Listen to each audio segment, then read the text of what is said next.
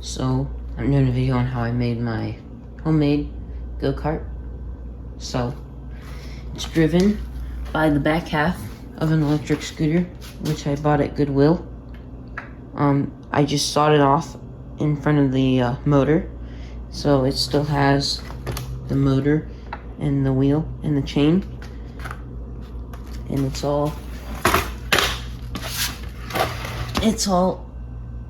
still braced in by the metal frame, the back half of the metal frame of the electric scooter, and then I just bolted that to my go-kart, which is basically a 2x4 running down the middle with some little stabilizing bars on the side. But this is the seat, and then for how I steer it, it's just another 2x4 that I chiseled out front here so that I could mount my wheels, which fit into the 2x4 with a bolt. And these are actually old go-kart wheels that someone was throwing out.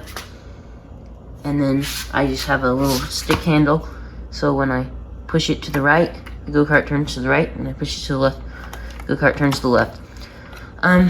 Runs pretty good. The motor's rated for 12 volts. I used to run it on a 3-cell LiPo, but it was pretty slow. Now I run it on 6-cell LiPo, which is just 2 3S's together that I hook in, and that's 24 volts, and it goes much faster. In fact, I can't even run it full speed. So for this, I wired it for forward and reverse, and usually I'll just click it on and off to modulate speed. I won't run it at full speed because it goes a little bit too fast to control. It steers actually pretty well. It steers pretty sharp. You can get around pretty well. I mean, I can get around right angle turns on the sidewalk. So, overall it works pretty well. It's just the steering is a little bit loose sometimes. There's a little bit of wiggle. And I really need a throttle modulation to better control my speed. But other than that, pretty simple, easy project. Just using an old electric scooter that someone was getting rid of. And that's it.